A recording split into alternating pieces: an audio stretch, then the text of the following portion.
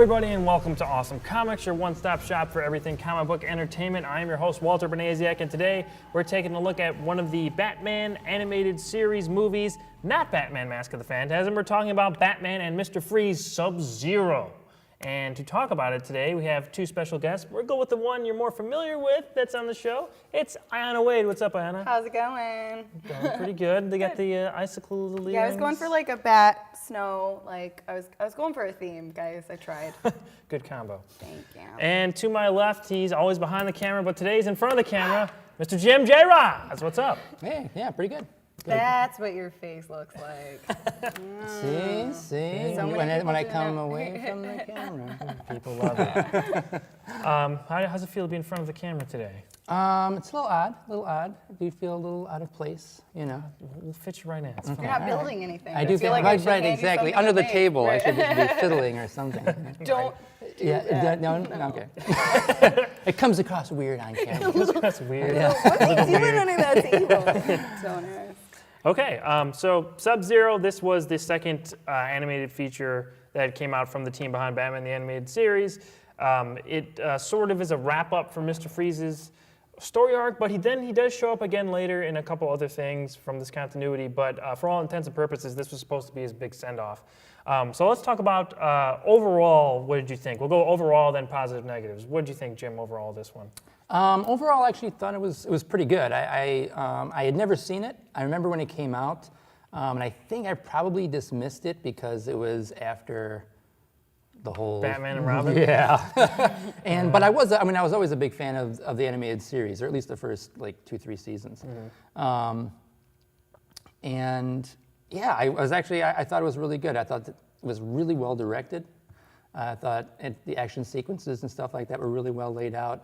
And actually, Mr. Freeze is one of my favorite characters from the animated series. I thought he was, like, what they did with him in the animated series kind of put him like on the top bar for me for his like Batman villains, because he was so sympathetic and stuff like that, but also interesting. You know what I mean? You make a character who you drain all of the character out of basically and make him this cold, stark kind of character, but actually give him some humanity. I thought they pulled it off really well. Absolutely. Ayana, what did you think overall of this one? I like this one a lot. I think it's weird that it's like double billed on a DVD feature with Mask of the Phantasm, because I definitely don't think it's like that caliber, like in my opinion. Like, you know, it's not really quite up there. But it's very like Batman the Animated Series, which I love. I got my Batgirl in it. I like it. Yeah. I'm basically on board with you guys with this. I've seen it a couple times now, and I just rewatched it just last night, so it's still pretty fresh in my brain. And there's a couple sequences that are great. I mean, like really well animated and stuff, really fluid. Some of the best animation from the show and the series. There's a couple in here that it looks great. But yeah, overall, it's not quite as epic as Mask of the Phantasm. Yeah. It doesn't aim to tell Batman's quasi-origin. It focuses on Mr. Freeze, which it's still good, and it still has some really strong scenes and some really strong motivation from Mr. Freeze and a couple of the other characters. So it's cool. It's just a smaller scale story. Although the ending at the oral Derek, we'll talk about all that in positives right now.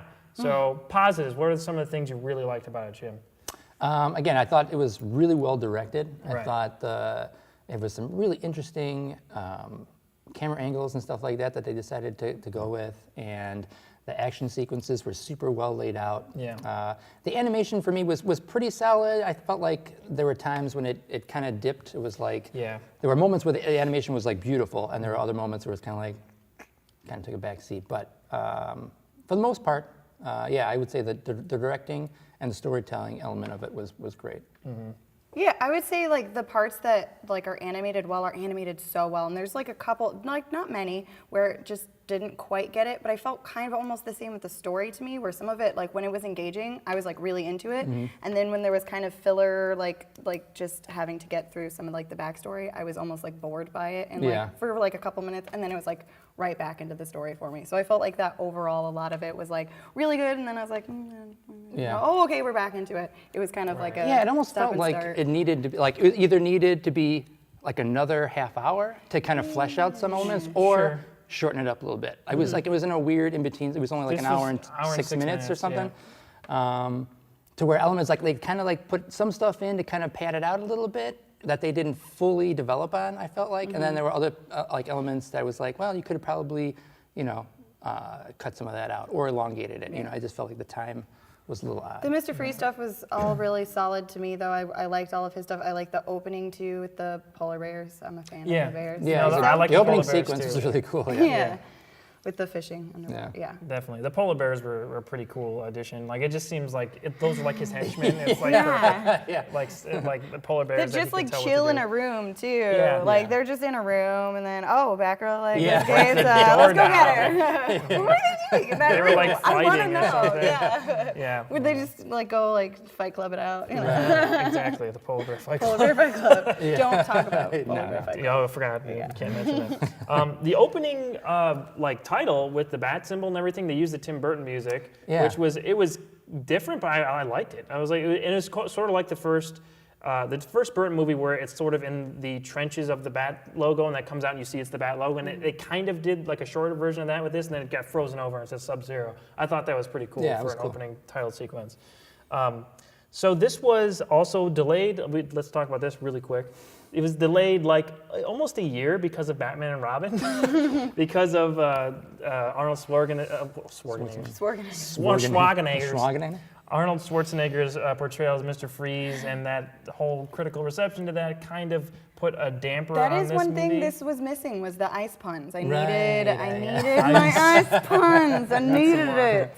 I needed more. It's ice to see you. Yeah. All that. Everybody freeze. So that was kind of interesting that they delayed it a year, because at this time, the new Batman Adventures, which is basically the fourth season of the animated series, was already out like the year before. So they were going with that new style already, the more streamlined style of the last season of the show that was also in line with Superman the Animated Series.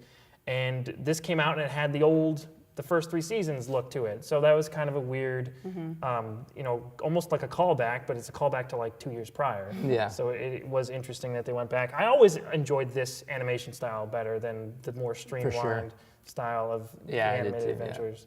Yeah, what did you guys think of this style in comparison to like the fourth season and even like Justice League and stuff? Well, I think it's just, you have to like think about it at like the time it came out, though. It's almost like watching, I don't know, like any animated show like Family Guy, and you go back and you watch season 1 and you're like, oh, this is unbearable. I can't believe like I watched this when it first came out. But also the new stuff is just so like computery done, and it's like doesn't have that like raw feeling to it. Like, so I would say this is almost that same thing where it still has like that warm. But I like that. I like that. Yeah, It's I actually imperfect. like the older, the earlier seasons. I thought the animation too. was beautiful. The fourth season, the animation kind of threw me off a little bit. It's kind of hard. It was a little hard for me to kind of like. I thought the characterization was a little odd. Right. Like, There's still some great episodes in that fourth season, but I agree with you that the tone of it kind of changed, and the red sky. It was definitely a change of pace, but I'm glad that they went with this for Mr. Freeze. Yeah. I think that some of the chase sequences too. There's that big chase with Robin it's Dick Grayson outside of costume on the motorcycle, and they integrated the 3D stuff. I thought it worked pretty well in that scene. I mean, not perfect, but I mean, it does for the stand time, out. But at the time, it was. Yeah. I thought it worked pretty well. I thought that was a pretty thrilling action scene. And Mr. Freeze is built up in the animated series, like we're talking about, to be this emotionless, but still, I mean, Kunak. Let's talk about Kunak. The little kid, he just keeps with him, which is another way to humanize him. But I thought we had enough of that with Nora already. So, but that was just a little extra thing. Like, he's still kind of a good guy deep down. Yeah. What do you guys think of Kunak? Did you guys like Kunak? This little addition there. He's fine. Yeah, it was fine. I didn't think he was necessarily needed. It was another one of those elements I meant, like, where if you were creating a bigger story, you know what I mean? If it was a little bit longer and you had a little bit more time to develop the relationship between her and Barbara Gordon, you know what I mean? Then you would feel a little bit more like he was being like betrayed by Mr. Freeze, or, you know what I mean? Like, but I love that name. Yeah, because she immediately was like, "Oh, this kid, just help me," and he was like, "Okay, you're kind of cute too, lady." That's pretty funny. So Barbara, let's talk a little about Barbara Gordon in this. So after seeing Killing Joke, It was weird. it is kind of strange seeing people interact now. It's just like, Especially with Dick there. I was like, ew, he doesn't know. yeah, and that is the relationship that works so easily. Can I just say that? If there's a ship or whatever, let's talk about the Dick Grayson and Barbara Gordon ship. I mean, it's great because it ultimately doesn't work out. Right. Which is it shouldn't work out. But Right. as them, as they were younger and under Batman and stuff, that's perfect. That should be explored more. I want more of that. So what did you think of those two relationships? It was sort of in the background. I think that's one of the things that could have fleshed out a little bit more. If I it was longer, fine with but it being in the background though, actually, Really? because I was more focused on Mr. Freeze. Yeah. So Yeah. like them just having like a little bit in the background where I was like, hey, let's go up the coast for the weekend. Like I was fine with it being Yeah. in the background. Yeah. I didn't really need more. Okay. But I also like knowing the animated series, knowing their background. I don't know if maybe coming into this, people would get that. Like not having watched anything else, like if they were just watching this, I don't know. I don't think Maybe anyone they would just. need I don't know anyone who just saw Subzero, but I mean, I'm sure. I don't I'm sure either, there but I'm are. sure there's someone. Yeah, I'm there sure might there be. are, but yeah, I mean, I think it's a nice, for the most part, little microcosm of the series, I guess. I Yeah. mean, if nothing else, it should get you into the series because that's where everything is fantastic. So, That's a good point. yeah. But what do you think, Jim, of the Dick Grayson Barbara Gordon relationship in general? Do you think that works?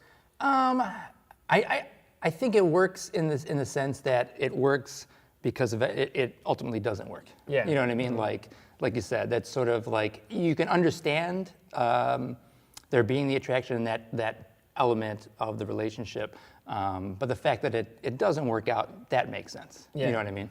Definitely.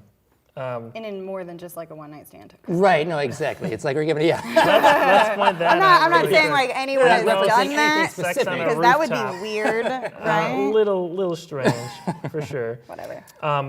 Mary Kay Bergman voiced Batgirl in this, and this is the only animated project she voiced Batgirl on. Passed away.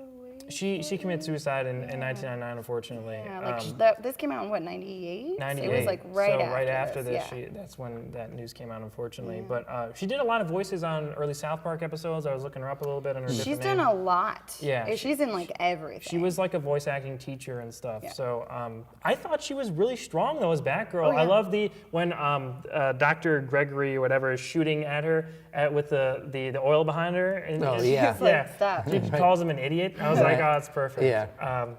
I was like, these are fuel tanks, you idiot. I was like, right. That didn't deter him, though. Is it? No, he's like, I don't care. He's like, I don't care. Well, that's why it caught on fire. Yeah. But I thought she was a really strong Batgirl. She Yeah. never voiced her in the series or any other movies. I liked her a lot. But I would have loved to hear her a little bit more because she tapped into something different that I don't think Tara Strong did, or I can't remember whoever voiced Batgirl in the first couple seasons of the animated series. But she tapped into something different. Like she was like more hard nosed, but still had like the really nice side with Dick and everything. Yeah. Yeah, it was an interesting change of pace because you could tell that the voice is different, but still had, it was a good different. Like it was a good, unique kind of take on the character. So it would have been cool if she was still around to see her I maybe agree. voice I her definitely another- would have seen more with her in it. Yeah, I liked her a lot in this. So. Let's talk about the music. Okay, so this is not Shirley Walker, as you know, she did all the music on the animated series and stuff, and she's the big reason why that show was so successful. They brought in, I'm not sure how to pronounce this, I'm sorry, Michael McKistian? I'm not sure how to pronounce that, but he did the music in this. Still pretty strong music. That's good. Yeah, it's still pretty epic, feels cinematic and stuff. I kind of ranted a little bit about the Killing Joke, about how that music wasn't up to snuff. This felt like pretty epic. Yeah. What did you guys think of the music in this? Yeah, I thought it gave it more of an epic feel. It was a little, a little bit higher standard than the actual show. You know what I mean? Right. It felt, like you said, it felt a little bit more cinematic then. Definitely. I think a sign of a good score in general too is when you don't necessarily like notice it like upon first viewing. That's kind of the When it just fits so well Right. that you Yeah. don't realize that it's kind of manipulating you. right, and and I- then you realize it later, Yeah. and then you could just listen to it by itself. Right, Yeah, right. I love film scores and stuff and listening to those. So yeah, this was a strong one. This I just think. like fit and like to the point where I noticed it a couple times, but for the most part I couldn't really tell you like where it was at because it just fit right in. No, I kind of feel the same way. Yeah. Yeah. Right. So there's that doctor I mentioned earlier. I think he's probably the weakest part of this. Gregory Belson. Yeah, because he's not like an evil guy. He's He just just a wants money. jerk. He's just a greedy, he's a greedy asshole. He's just kind of a jerk. Someone's like, but he's telling Mr. Freeze is like, like you got to get this person to get a transplant. He's like, well, it'll kill them. And he's like, gold. yeah. And then he's like, well, this is gonna cost you. You're like, you're just gonna, okay. He's just a super jackass, I guess. Yeah. He's not really a villain. He's just kind of a jerk doctor, Right. And I feel like he didn't give a lot for Mr. Freeze to work off of, in a sense. You know what I mean? Like, I felt like Mr. Freeze's character was actually a little weaker in this than even the animated series. I could see that. And maybe partly because he didn't have anybody really interesting to work off of. Like he had the two polar bears and this guy. You know what I mean? Konak! Yeah. So I don't know. Yeah, I kind of feel the same way. Like maybe even if I think it was a bit longer, I don't know if they would have been necessarily had enough to flesh him out. It was just character just wasn't. He was just kind of lame. Yeah, exactly. I think they could have put someone else more interesting in there. Yeah. Yeah. Did you feel the same way about that? Yeah, he was kind of a throwaway, kind of a character Yeah. for me. I didn't really care what happened to him, but that's fine. Yeah. Yeah. I'm okay with that. I mean, it's not about him. It's more about, Right. Right. I'm fine with it. I did want to talk about the climax. I really like the climax on the abandoned oil derrick.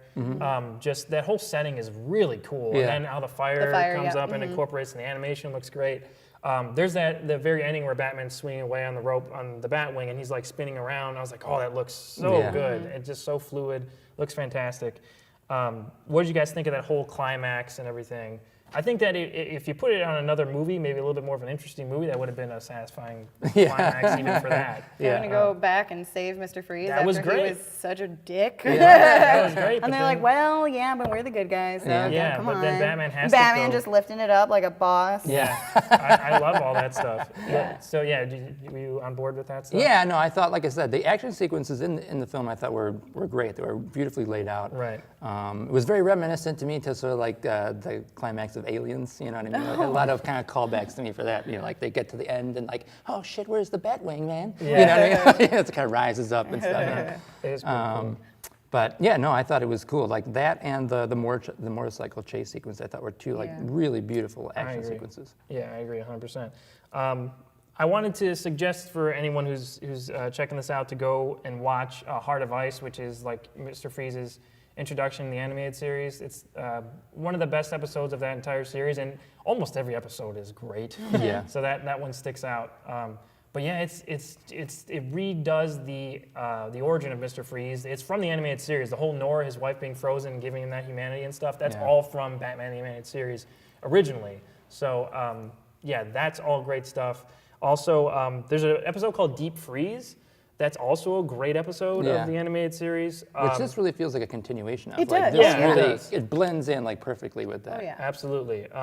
So yeah, really quickly, what do you guys think of how they changed Mr. Freeze's? Because he was not exactly a throwaway character, but he was sort of not one of the best Batman villains, and they brought him up here to be a really unique, cool villain. So what do you think of the animated series origin of him? Well, I like Mr. Freeze as a character, so I like an excuse to see more of him, and I like when they flesh out his origin personally. Right.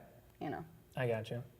Yeah, no, again, I was never like a huge Mr. Freeze fan until the animated series, and then he was like elevated to one of my favorite villains. And then Schwarzenegger covered him, and you were like, what? They still had that. They gave him that origin too in Right. in the movie. So Yeah, it but was that almost couldn't like, save it. What the hell? Yeah. Come on. Yeah. Yeah, that was very strange. But yeah, he came off as honestly probably one of the strongest characters in the animated series, which is weird to say because he doesn't show up all that much. Right. He shows up in like a handful of episodes, I think. When you get a good character, man, you get a good character in Yeah. the show. Like, Yeah, absolutely. He's great. Yeah. So bottom line, we want more polar bears. Yeah. yes, If you're gonna bring Mr. Freeze back to live action, he needs to have polar bear guards. yes. That'd be great.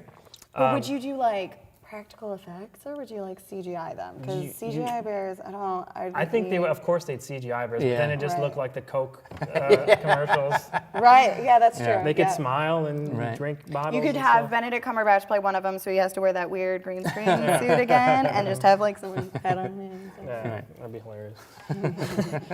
Okay. Any last words about this one, Ayana? I like it. It's a definitely a good one to have in your collection, and sure. it's a good Batman story. It's another good Batgirl story. So Yeah. I need those good It Batgirl shows, stories. and if we can mention, it shows her resourcefulness and shows Yeah. that It really she's not does. just wants to go after Right. Batman or whatever. Yeah, It exactly. really gives her a good How competent she characterization. is, even when she's not in the Batgirl Exactly. suit. Yeah, And she's as trying to Barbara escape. Gordon, Right. not just as Batgirl Right. and Yeah. as a Batkick. Batkick? Bat Bat kick, bat kick, kick. sure. We'll go with that. But yeah, I totally agree with you. Jim, last words? Yeah, I would say check it out. I'm actually sorry that it took so long for me to check it out. I wish I had It's the first time watched you saw it. Yeah, this was the first time I had seen it. And like I said, I was a big fan of the animated series and a big fan of Mr. Freeze from the animated series. So Right. it was kind of cool to see that, basically the kind of the end of his storyline in Yeah. a sense. It was a good way to kind of cap it off. Right. That Batman Beyond episode is called Meltdown, where he kind of comes back, which is a great episode of that show. So go ahead and check that out. Yeah, this is really good, man. Go check it out. I got a little double feature with Mask of the Phantasm.